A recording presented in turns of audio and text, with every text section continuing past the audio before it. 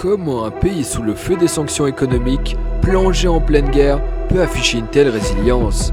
Alors que l'Europe s'étouffe sous les crises, pourquoi la Russie semble-t-elle avancer dans l'autre sens?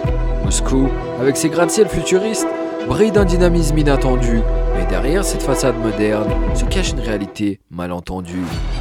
Les sanctions, qui devaient paralyser l'économie russe, ont fait effet contraire. Production locale en plein essor, alliance stratégique redessinée, et une population qui vit de mieux en mieux, mais à quel prix? Pour le comprendre, on a pris la route à travers des ghettos immenses, parlé avec les locaux, exploré des zones interdites, et même pénétré une ancienne ville secrète. On a testé les limites, brouilleurs militaires, infrastructures cachées, et l'idée sous du service local. Explorez la Russie d'aujourd'hui, préparez-vous à découvrir une vérité bien différente des médias. Depuis le début de la guerre en Ukraine, voyager en Russie est devenu un véritable parcours du combattant. Les vols directs avec l'Europe sont suspendus, obligeant les visiteurs à emprunter des itinéraires alternatifs. Personnellement, j'ai passé par Tallinn, suivant un long trajet en autocar pour franchir la frontière terrestre. À la frontière, le ton est donné, contrôle rigoureux, interrogation minutieuse et interdiction d'importer des euros. Même vos appareils électroniques peuvent être examinés. Un simple drone peut suffire à éveiller des soupçons. Une fois à l'intérieur, on découvre un pays où la carte bancaire ne fonctionne pas, où Instagram, YouTube sont bloqués. Il faut avoir du cash et un VPN qui marche. Mais ce n'est pas tout. Les autorités surveillent étroitement les communications des étrangers pour détecter d'éventuelles menaces. Pour les entrepreneurs, les sanctions ont transformé les affaires. Les crypto-monnaies remplacent souvent les banques traditionnelles, permettant de contourner les restrictions. Et le bonus, c'est que vous êtes dans un pays en guerre, donc il peut tout arriver. Ok les amis, Moscou aussi, du commerce un peu principal. Tous les buildings, faut savoir qu'il y a eu déjà des drones kamikazes qui sont arrivés à Moscow City il y a 2-3 mois et ça a fait des trous dans les immeubles. Alors bien sûr ils ont bouché les trous, il n'y a plus rien maintenant.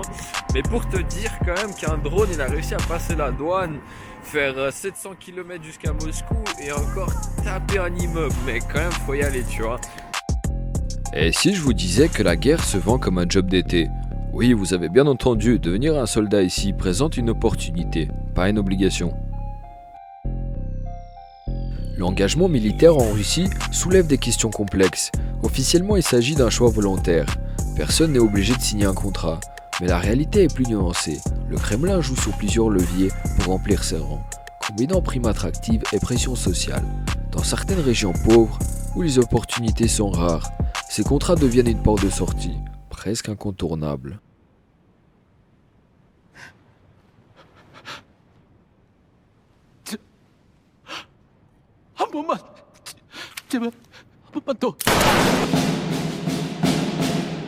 Pour certains, signer un contrat militaire est une alternative à la prison. Si vous êtes arrêté pour un délit, il se peut que l'on vous propose un choix, purger votre peine derrière les barreaux ou aller au front. Cette méthode détourne habilement les erreurs des citoyens pour renforcer les rangs de l'armée. Les chiffres parlent d'eux-mêmes. Un soldat contractuel peut recevoir une prime initiale équivalente à plusieurs années de salaire, avec des bonus pour les missions accomplies. Dans un pays où certaines régions vivent encore dans la pauvreté, ces sommes paraissent hors normes.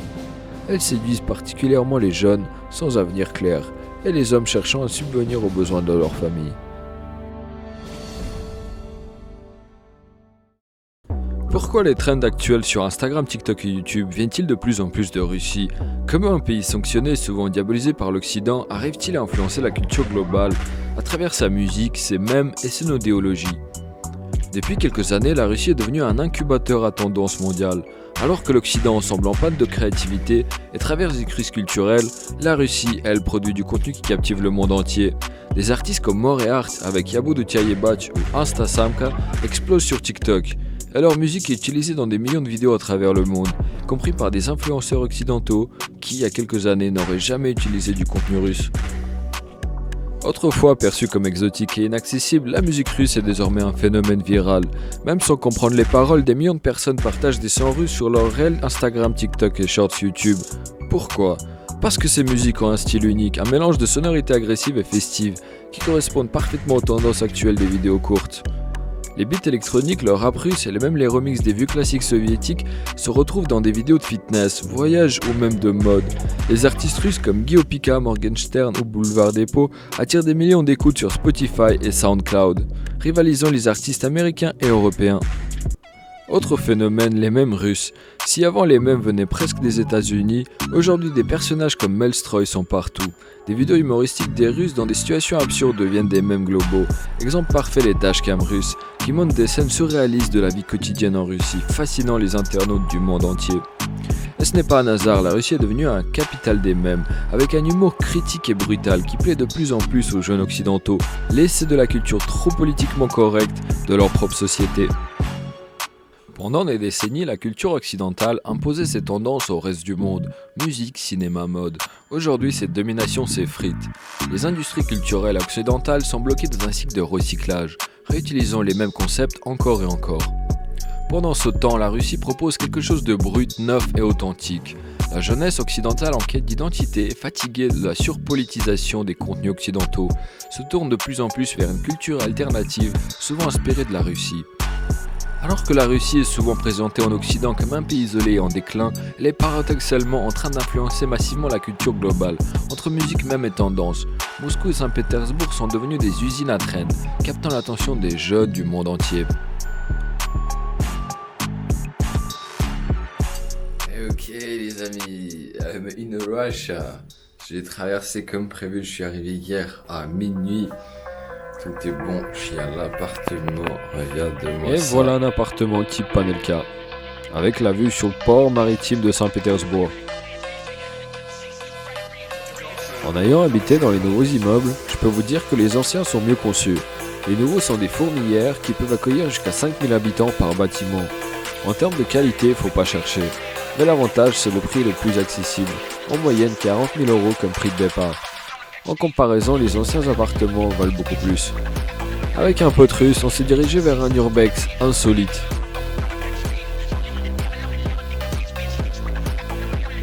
Là, on va aller voir un village militaire abandonné au fin fond de la campagne.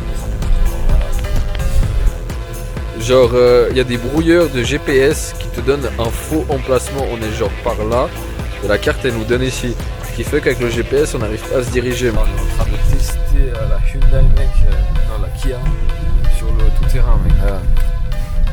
En fait, la route elle a pas été nettoyée, il y a un peu de neige et du coup voilà, direct.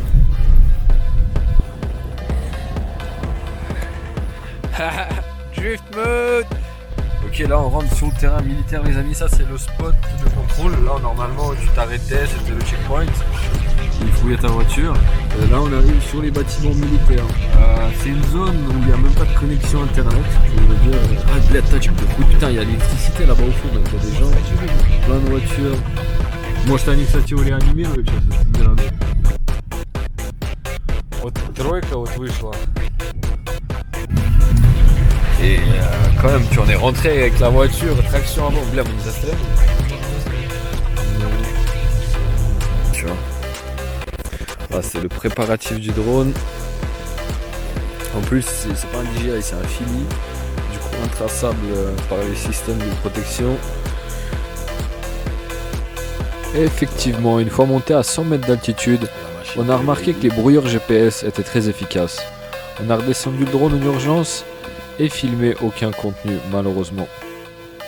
Et en fait, cette base servait à protéger les airs de Saint-Pétersbourg contre les avions espions qui étaient envoyés par l'Occident à l'époque de la guerre froide. Saviez-vous que derrière certains des plus gros projets technologiques mondiaux se cachent des Russes ? Que ce soit au CERN, dans la Silicon Valley ou sur des projets de cybersécurité, les spécialistes russes sont partout. Ils sont connus pour leur brillance en mathématiques, en programmation, avec une réputation qui s'étend aussi bien en grand laboratoire qu'au monde du hacking. L'éducation russe a toujours mis l'accent sur l'excellence en sciences dures. Le pays a produit certains des plus gros esprits en échec, en physique et en intelligence artificielle. C'est d'ailleurs ce qui permet à la Russie d'avoir des experts capables de créer des outils révolutionnaires. Prenons l'exemple de Telegram, une application créée par Pavel Durov, l'une des plateformes de messagerie les plus sécurisées et les plus utilisées au monde. Mais cette expertise technologique ne s'arrête pas là. La Russie est également un acteur majeur dans le cyberspace. Ces hackers, qu'ils soient indépendants ou affiliés à des groupes, sont parmi les plus redoutés au monde. Des attaques informatiques massives aux infiltrations des systèmes complexes. Leur capacité à pénétrer des infrastructures critiques en fait une force invisible, mais redoutable. Ce savoir et cette maîtrise du cyberspace donnent à la Russie un avantage stratégique immense, que peu de pays peuvent se permettre. Pendant que d'autres nations dépendent encore des technologies américaines, la Russie développe ses propres alternatives, garantissant ainsi son indépendance numérique et sa souveraineté technologique.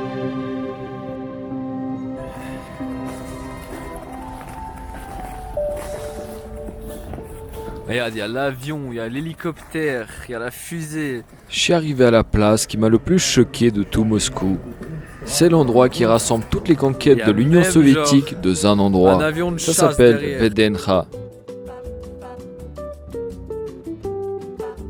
Vedenha est bien plus qu'un simple quartier de Moscou. C'est un immense parc d'exposition construit en 1939 sous Staline pour célébrer les réussites économiques, industrielles et scientifiques du pays. À l'époque soviétique, c'était une vitrine de la puissance nationale où chaque république soviétique présentait ses avancées dans les pavillons dédiés.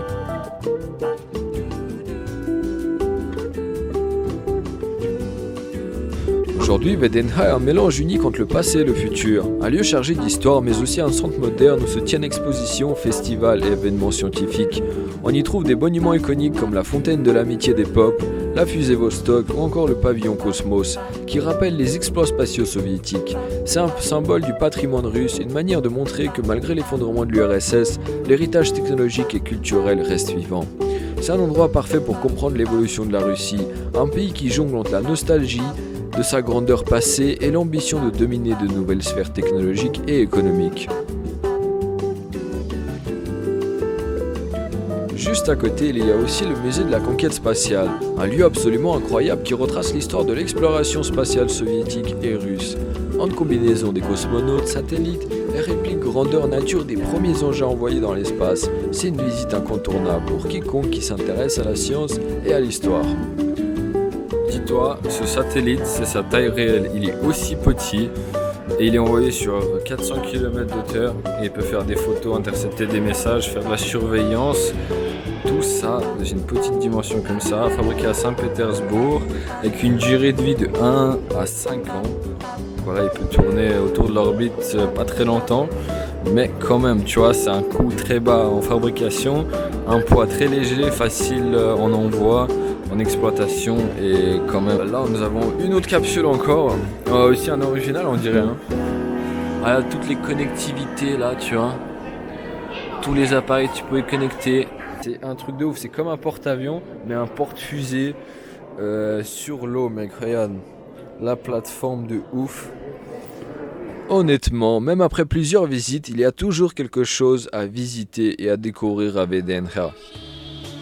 Entre Moscou et Saint-Pétersbourg, il y a une quantité incroyable de choses à voir. Impossible de tout explorer dans une seule visite, et encore moins de partager dans une seule vidéo. Alors je vous laisse faire votre propre expérience.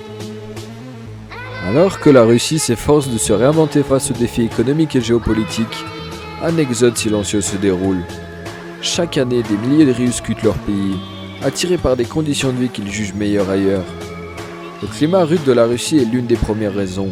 Les hivers interminables, des températures extrêmes, et une grande partie du territoire isolé par des conditions climatiques imprévisibles. Après avoir voyagé, beaucoup de Russes découvrent des pays où le soleil brille plus souvent, où les hivers sont moins sévères, où la vie quotidienne est tout simplement plus confortable. Au-delà du climat, les opportunités économiques à l'étranger séduisent.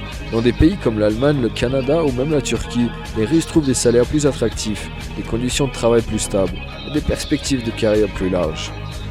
La liberté politique joue également un rôle crucial. Beaucoup de Russes, notamment les jeunes générations, ne supportent plus les restrictions imposées sur les médias, la liberté d'expression et l'accès à l'information. Et même si certains Russes adhèrent au discours national du Kremlin, d'autres influencés par les contenus occidentaux sur Internet commencent à rejeter le régime. Ironiquement, bien que les réseaux sociaux comme Instagram ou Facebook soient bloqués, l'utilisation de VPN permet à ces plateformes occidentales de rester accessibles, favorisant la diffusion des idées contraires au pouvoir en place. Les Russes, exposés à la vision occidentale des événements, voient souvent leur perception changer. Ces récits dépeignent une vie où la démocratie et les droits individuels sont au cœur de la société, en contraste avec les restrictions qu'ils ressentent chez eux. Cet écart entre les deux visions du monde crée un fossé. Certains deviennent critiques envers leur gouvernement, tandis que d'autres choisissent tout simplement de partir. Entre les défis écologiques, les libertés limitées et les promesses d'un avenir meilleur, partir devient une décision logique pour de nombreux Russes. Mais pour d'autres, la nostalgie de leur patrie, avec ses traditions, sa culture et ses racines profondes, reste un poids lourd à porter. Alors, qu'est-ce qui l'emporte? Rester à effronter les défis ou partir chercher un avenir meilleur? Malgré les sanctions, les tensions géopolitiques et les défis économiques, la Russie continue à surprendre par ses projets ambitieux pour transformer le pays à l'intérieur, à travers des initiatives nationales massives, des investissements colossaux dans les infrastructures et un focus sur la jeunesse. Le pays mise sur l'avenir avec audace. C'est un pays qui étonne. Sous les sanctions, l'économie est réinventée, des produits locaux de meilleure qualité, des technologies chinoises innovantes et abordables, et une jeunesse qui trouve sa place dans le numérique et les crypto-monnaies. Pendant que l'Europe peine à gérer ses crises internes, la Russie semble plus stable que l'image souvent véhiculée par la propagande occidentale. Pendant que certains dirigeants européens s'acharnent à satisfaire des élites ou des agendas extérieurs, leurs propres citoyens en subissent les conséquences. Mais cela suffit-il pour rattraper les écarts avec d'autres grandes puissances? La réponse reste complexe, mais une chose est sûre, la Russie avance souvent à contre-courant, avec une résilience qui force l'observation. Comme dit le proverbe, quand la Russie est en paix, elle stagne, mais donnez-lui une guerre et elle se réinvente.